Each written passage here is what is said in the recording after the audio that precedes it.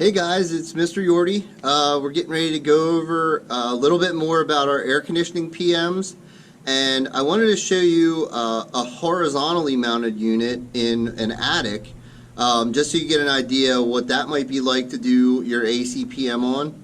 So I'll let you take a look at that quick. And we have a horizontally mounted propane fired furnace. Once again, we have a media filter, and up on this end is our evaporator coil where most of our work's going to be done. As you can see, this condensation line on this unit isn't completed, and you need to add a couple fittings there. And I just wanted to point a few things out to you guys.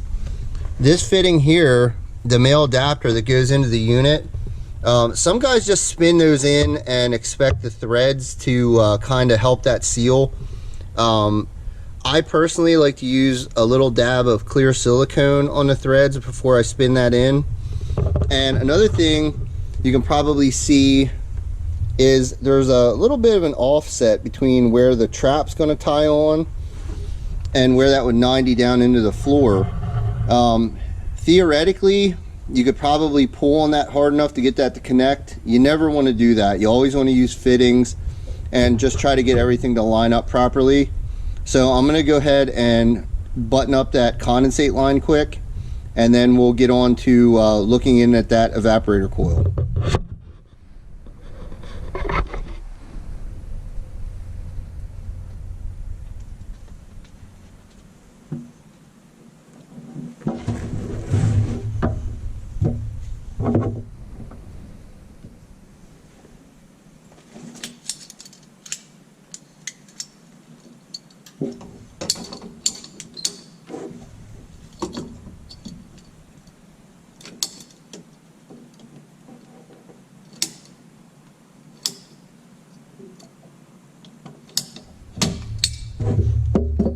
So I'm using a pair of ratcheting PVC cutters here.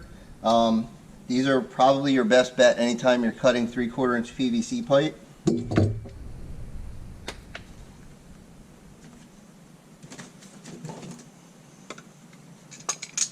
And as usual, the lid on the PVC glue is pretty much sealed up. So grab yourself a pair of pliers and get it cracked loose.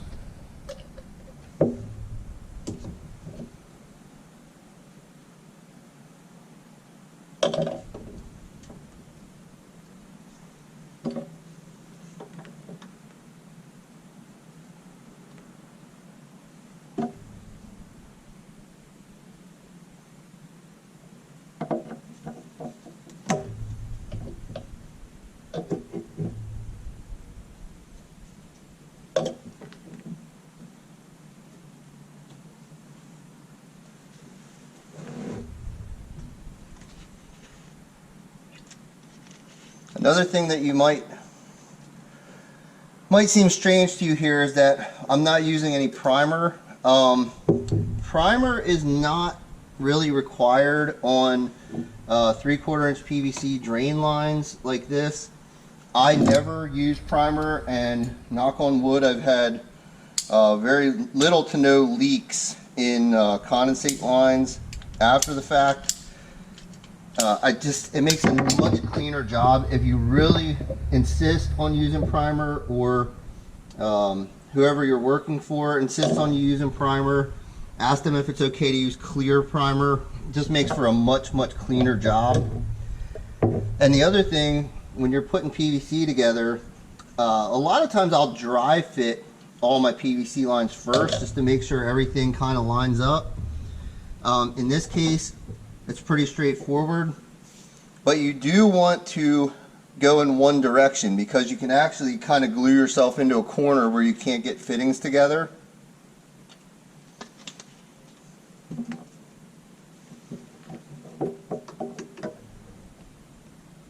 And as you can see, it's not rocket science. Most times I just kind of eyeball how long I need my pieces to be, and then cut them to length.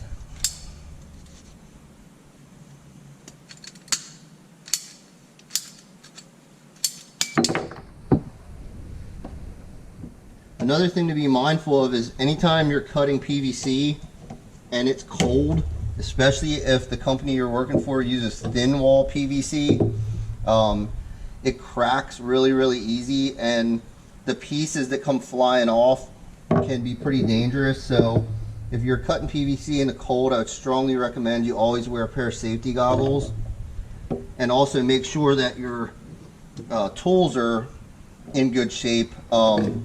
I'll show you here in a second. The PVC cutter I have desperately needs replaced. It's seen its better days.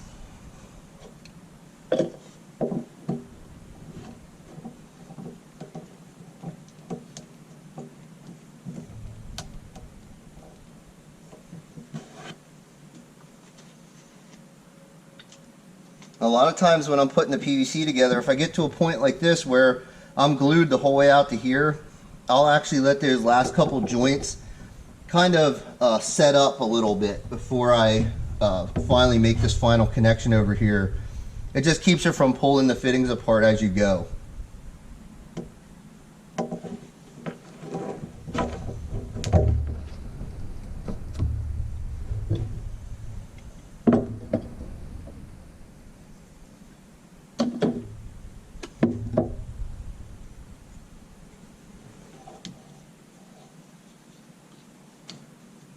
Also trying to get a little glue on both the fitting and the pipe will help you get a better seal.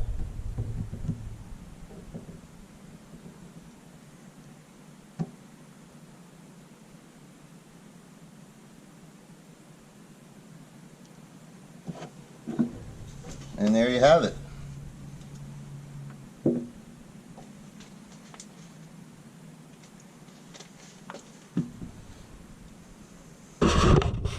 Now, one thing we really didn't talk about in the previous video was noting model and serial number information during your PM. It's always a good thing to do. And just to give you an idea, this particular unit is an Ameristar made by Train. And there's the furnace model and serial number. And here on the coil, if I can get you guys in here close enough, there's the model and serial number on the coil. So all that information can be documented on your work order.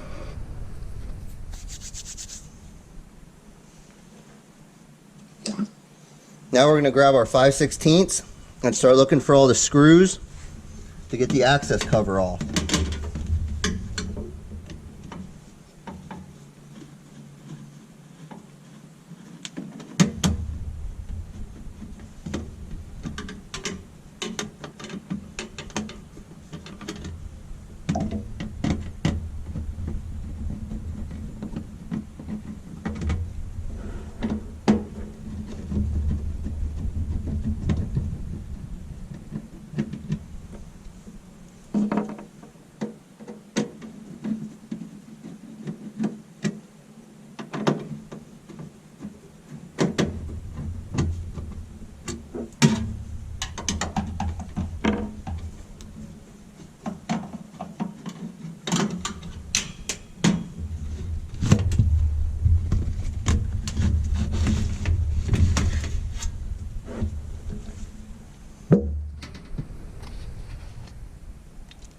Now, as you can see, this Train unit is quite a bit different than the York unit that we looked at yesterday.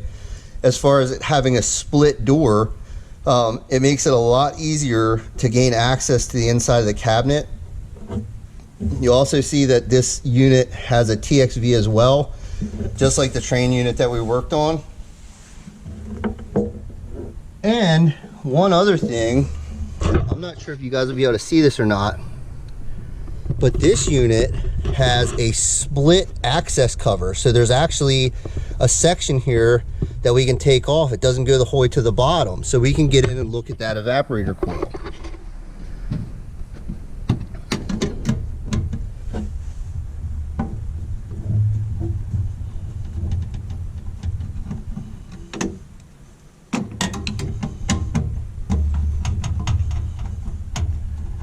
This is just one of those things. Every manufacturer is different, and Train went the extra mile with their evaporator coil design that makes it a little bit easier to service down the road.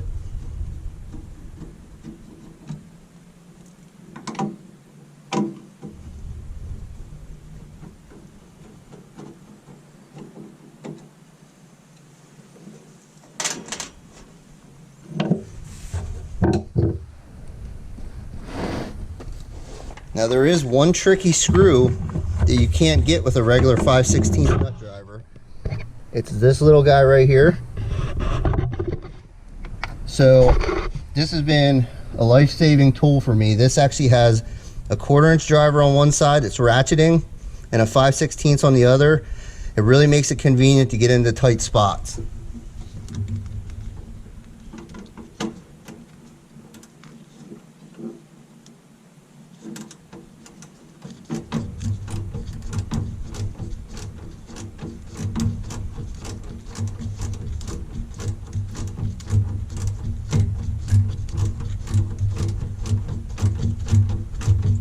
Now anytime you're working inside of a coil cabinet like this, whether it's a piston style system or a TXV system, you just want to be mindful with your tools that you're not banging into stuff too hard or knocking any of these small capillary tubes around. They're very delicate.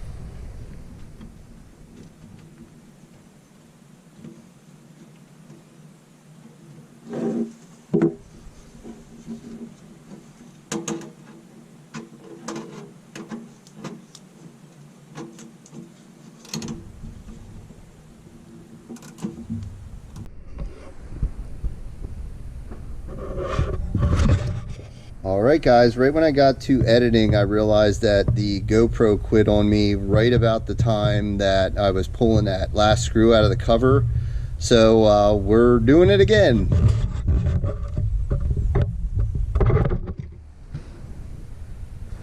Okay, so last screw's out. Sometimes you have to get in there with a little screwdriver or something to kind of coerce that out of place. Reach in there and slide that cover on back so you can get a good look inside of the evaporator coil.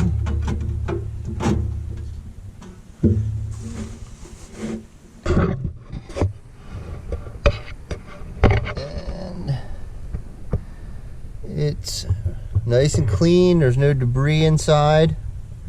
So we should be good to go on this one. Now, if this did have a bunch of buildup in it, we could use a like a no rinse aerosol can type evaporator coil cleaner. It's the most convenient, and it does usually have a foaming action to it, which will kind of push the dirt out. All of that stuff will end up running into the drain pan, so you always want to double check, especially if it's really dirty, that your trap is clear after cleaning one. One other thing with this that I want to note is inside here there's a metal baffle that is something that only gets installed with particular brands of units to keep any of the condensation from splashing out of the pan when the fan's blowing across, because obviously your air is moving through your coil this way, and in a horizontal application, sometimes if the drain pan's not built properly, the condensation will actually kind of fly up over top of it because of the airflow. Trane has, supplies you with that piece of sheet metal. It bolts into place inside there during installation, and it prevents that water from getting out. So we're going to go ahead and button up that inner panel and get the cover back on, and I should be able to get back to editing this video.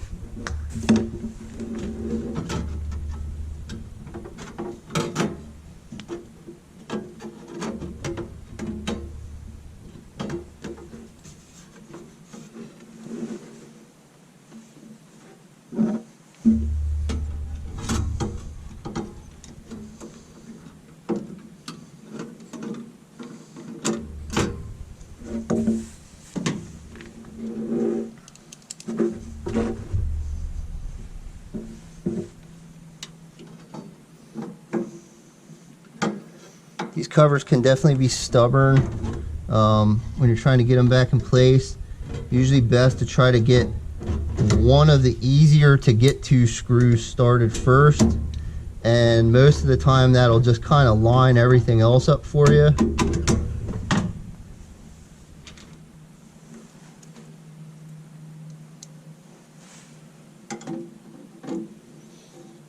You also may have noticed in this video that the Armaflex isn't quite attached properly on the suction line here near the unit. This is actually the AC system in my shop, and we never fired it up because we didn't get to put it in last year until after AC season was over. So I'll be getting this thing buttoned up, and hopefully we're going to use this unit as the kind of the demonstration unit or the training unit for the remainder of the preventative maintenance video series, so you guys will get to see the unit being topped off with refrigerant charge and going through the full testing process as far as running the machine.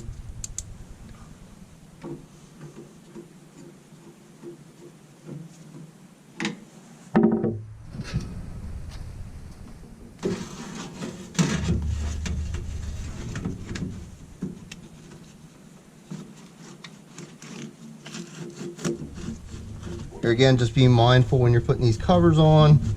There's capillary tubes in there you don't want to bend. Everything needs to overlap properly, and most manufacturers seem to have figured out how to make all their doors and pretty much anything you can touch inside of a evaporator coil razor sharp.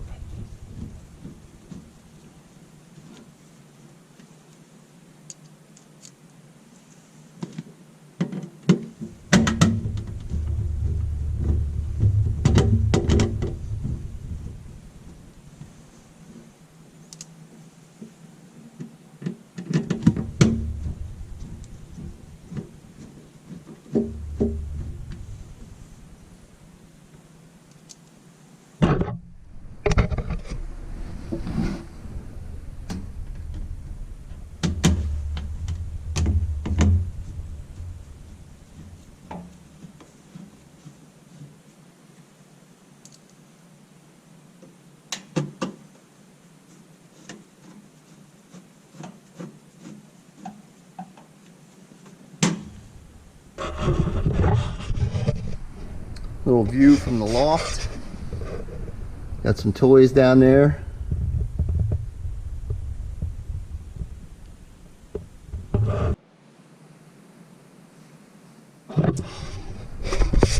Alright guys, so I got the cover back on the evaporator, and another thing we talked about a little bit on yesterday's video was fan speeds.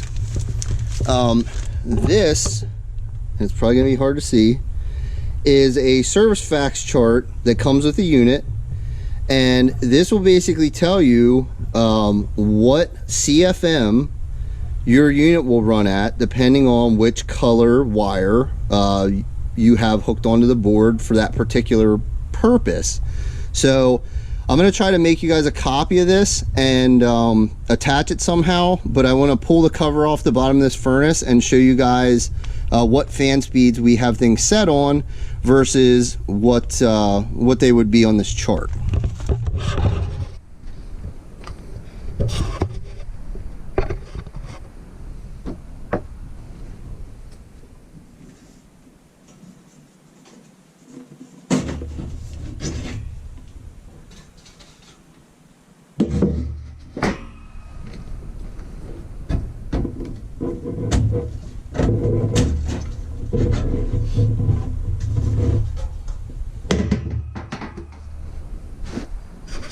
Okay, so let's get in here a little bit, and I'm not sure if you guys can see that, but the yellow wire is on the heat tap and the black wire is on the cool tap. So let's take a look at the chart. We have a, let me get it out of this bag for you.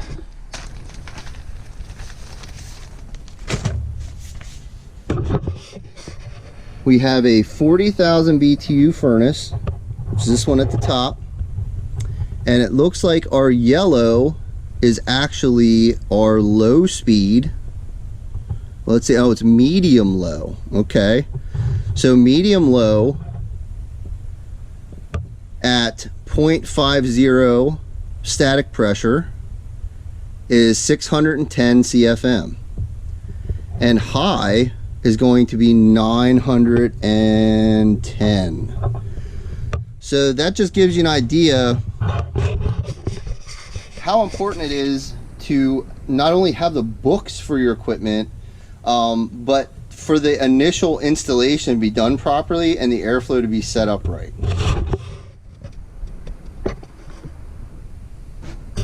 So again, we have a media cabinet here, media filter cabinet with a 4-inch filter. There's a little tab on the bottom that hooks into a little slot in the cabinet, and then they basically click into place. Filter just slides in and out. Here again, we have one that's in pretty good shape, so we're going to let that go for a while. Put that button back up. Also, from an installation standpoint, let's see if I can get far enough back that you guys can see this. This unit is sitting on 4-inch foam blocks, and it's in a plastic pan. The reason for that is because it's mounted in an attic, and if the primary drain line there would ever clog up, that evaporator coil is going to start spewing water everywhere.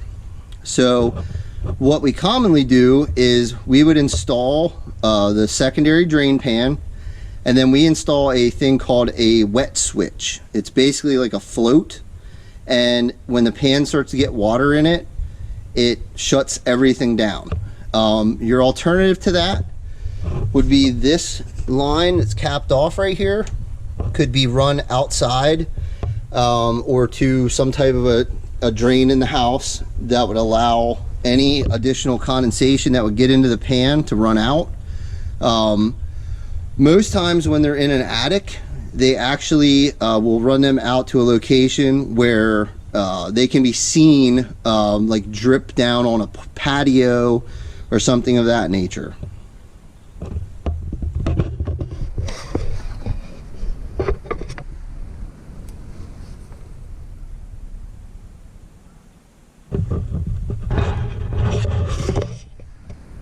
All right, guys, that's going to wrap it up for part 2 of air conditioning PMs. Stay tuned for part 3, which will definitely involve an outdoor unit. See ya.